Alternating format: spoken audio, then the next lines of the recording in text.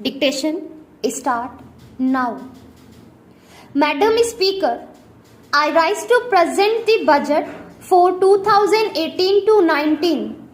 Madam, 4 years ago we pledged to the people of India to give this nation an honest, clean and transparent government.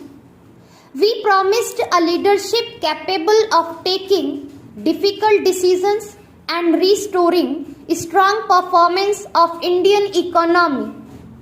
We promised to reduce poverty, expedite infrastructure creation, and build a strong, confident and a new India.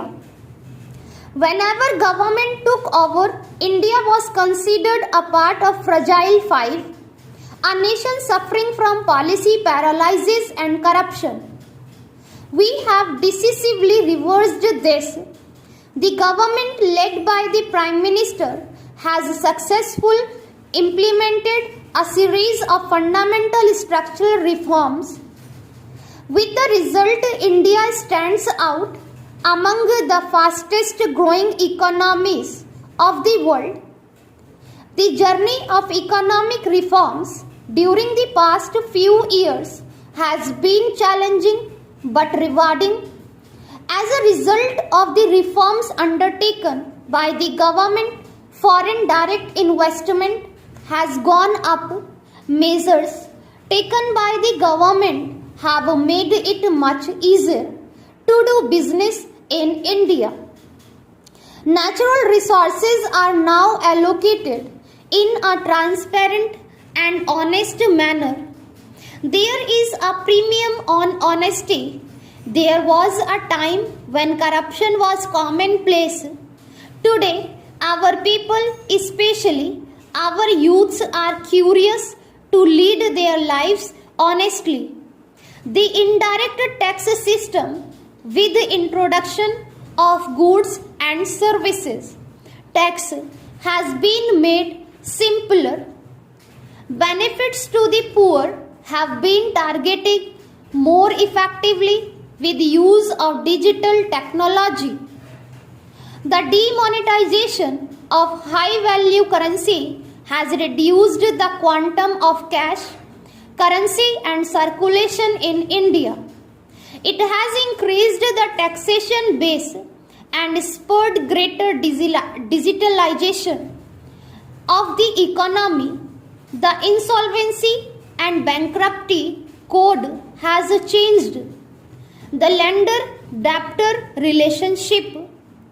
The recapitalized bank will now have a greater ability to support growth. All these structural reforms in the medium and long run will help Indian economy achieve stronger growth for a long time.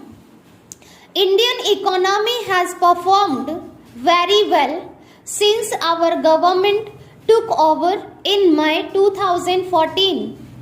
India achieved an average growth of 7.5% in first 3 years of our government.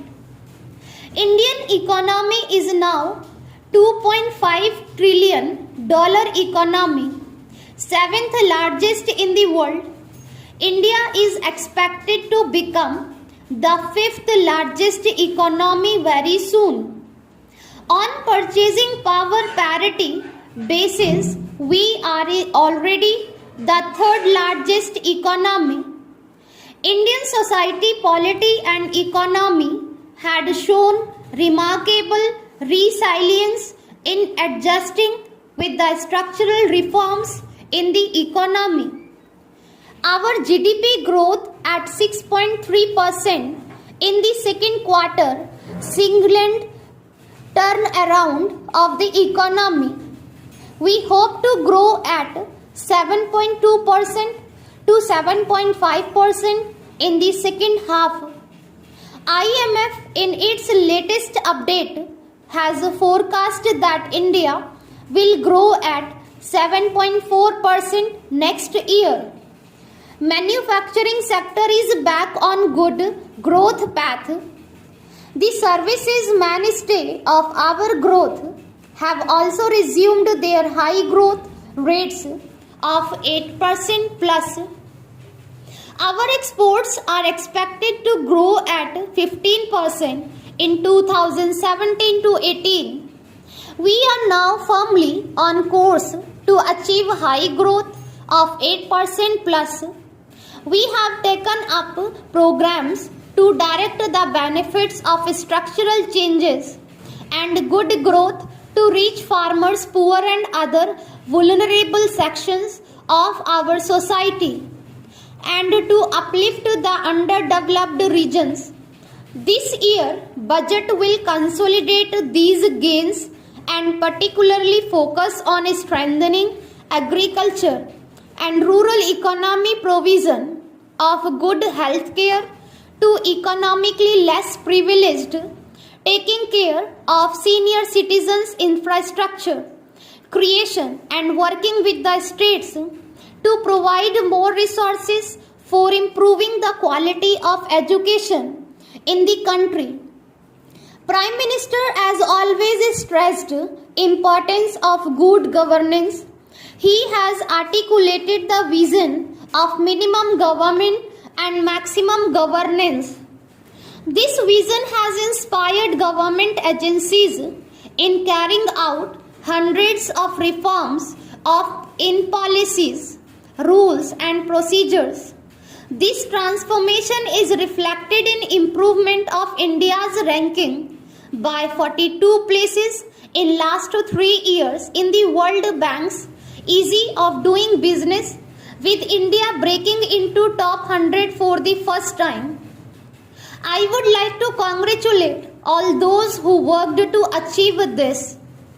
Now our government has taken easy of doing business further by stress on easy of living for the common man of this country, especially for those belonging to poor and middle class of the society. Good governance also aims at minimum interference by the government in the life of common people of the country.